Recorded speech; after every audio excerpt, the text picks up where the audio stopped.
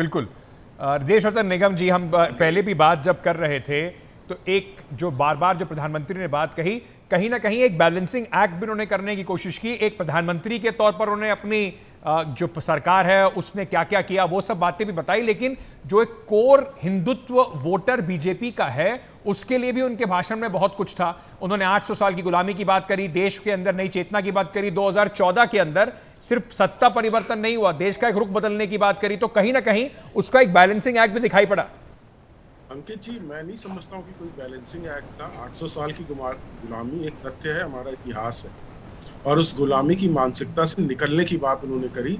और बहुत लोगों का मानना था जब 1947 में जब हमको कहते हैं आज़ादी मिली, और हम सब मानते हैं आज़ादी मिली, और वो बहुत बड़ा तबका था कि ये आज़ादी नहीं, सत्ता परिवर्तन था। सफ़ेद अंग्रेज़ों से भूरे अंग्रेज़ों के पास सत्ता चली गई थी, और उसी मानसिकता में वो जी रहे थे।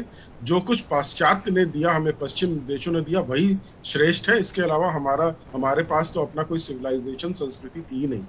उस मानसिकता से बाहर निकलने का ये संदेश था। और हनुमान जन्मोत्सव के दिन हनुमान जी की जिनको हम मानते हैं कि जो आज भी जीवित हैं, जिनकी मृत्यु नहीं हुई है, और उनके साथ उन्होंने इतने सारे अपने जो पैरेलल जोड़े, उन्होंने वहां से उदाहरण दिए और अपने लोगों को, भारतीय जनता पार्टी के कार्यकर्ताओं को और देशवासियों को प्रेरक किया। देखिए, वो एक बहुत श्रेष्ठ वक्ता है और प्रेरणा के स्रोत भी हैं और प्रेरक हैं, इसमें कोई दो राय नहीं है।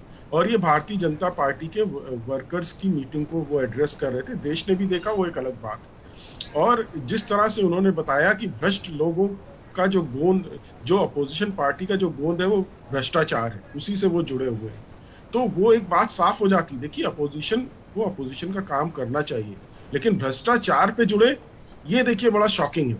आप पॉलिसीज का क्रिटिसिज्म करिए, पॉलिसीज की विवेचना करिए, विश्लेषण करिए, समझ में आता है, उनमें कमियां निकालिए, उन कमियों को दूर करने के बारे में बात करिए, सारी चीजें समझ में आती हैं। लेकिन भ्रष्टाचार पे, वो भी उन केसेस में जो कि ज्यादातर 2014 के पहले के केसेस हैं, जिनको कि इन्वेस्टिगेटिव एजेंसीज को पूरी तरह से सॉल्व करना है और उनको कोर्ट में ले जाके पूरी तरह आखिर तक ले जाना है। ठीक है।